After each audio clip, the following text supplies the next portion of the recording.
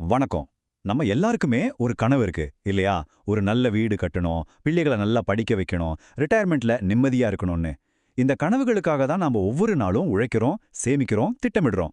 ஆனா, இவ்ளோ கஷ்டப்பட்டு கட்டுற இந்த கனவு கோட்டைக்கு ஒரு அஸ்திவாரம் வேணாமா?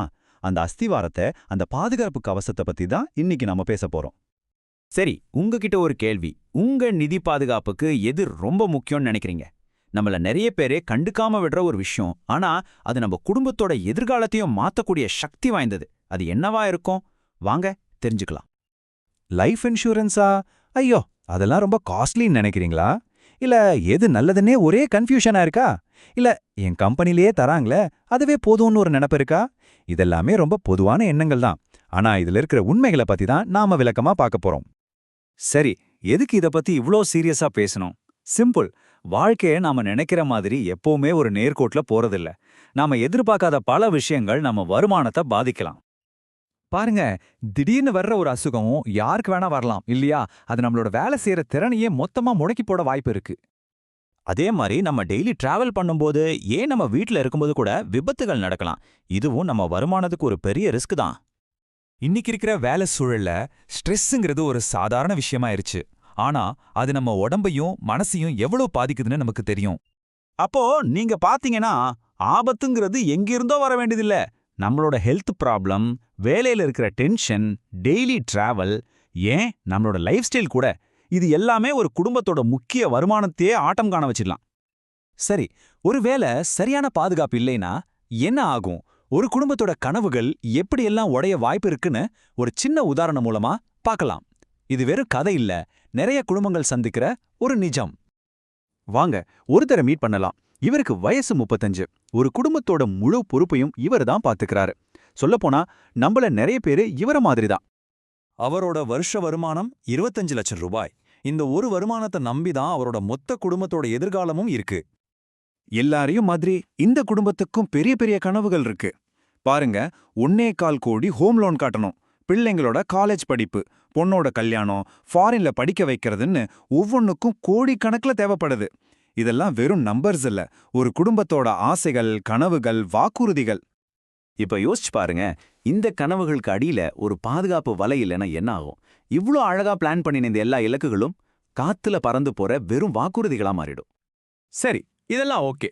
ஆனா எனக்கு எவ்வளோ இன்சூரன்ஸ் தேவைன்னு எப்படி கரெக்டா கணக்கு போடுறது? வாங்க, அது எப்படி ஸ்டெப் பை ஸ்டெப்பா பண்றதுன்னு இப்ப பார்க்கலாம். முதல்ல இருக்கிற கடன்கள், ஹோம் லோன் மட்டுமே 1.25 கோடி இருக்கு. அடுத்து பிள்ளைங்களோட படிப்பு, கல்யாணம்னு எதிர்கால தேவைகள். அப்புறம் வயசான அப்பா அம்மாவை பார்த்துக்க ஒரு தொகை. கடைசியா எதுக்கும் இருக்கட்டும்னு ஒரு எமர்ஜென்சி ஃபண்ட். இது எல்லாத்தையும் நாம சேர்த்தா வர்ற மொத்த தொகை 5.1 கோடி ரூபாய்.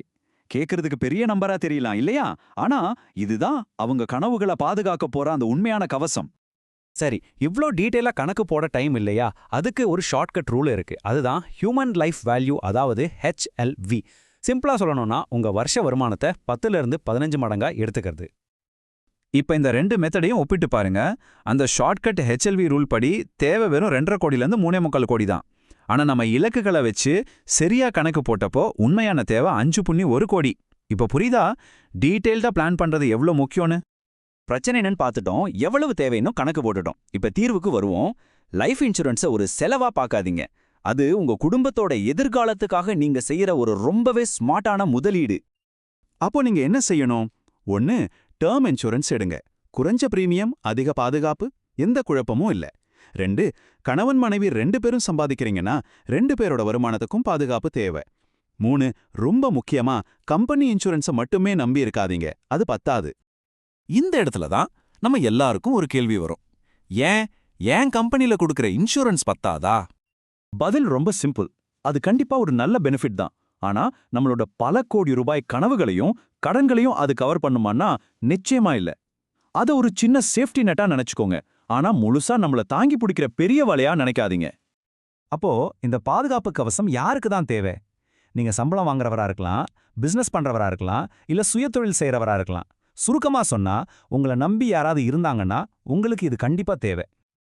இந்த விஷயங்கள்ல உங்களுக்கு குழப்பம் இருந்தா தனியா யோசிச்சு கஷ்டப்பட வேண்டாம். ஒரு நல்ல ஃபினான்ஷியல் அட்வைசர் கிட்ட பேசுங்க. அவங்க உங்க குழப்பத்தை தெளிவாக்கி ஒரு நம்பிக்கையை கொடுப்பாங்க. உங்களுக்கு எது சரின்னு தேர்ந்தெடுக்கவும் உதவி பண்ணுவாங்க. சரி, நாம இந்த உரையாடலோட கடைசிக்கு வந்துட்டோம். இப்போ உங்களுக்கான கேள்வி இதுதான். உங்க கனவுகளையும் இலக்குகளையும் ரொம்ப அழகா பிளான் பண்ணிருக்கீங்க. ஆனா அந்த கனவுகளை பாதுகாக்கிற அந்த கவசத்தை நீங்க போட்டிருக்கீங்களா? யோசிச்சு பாருங்க.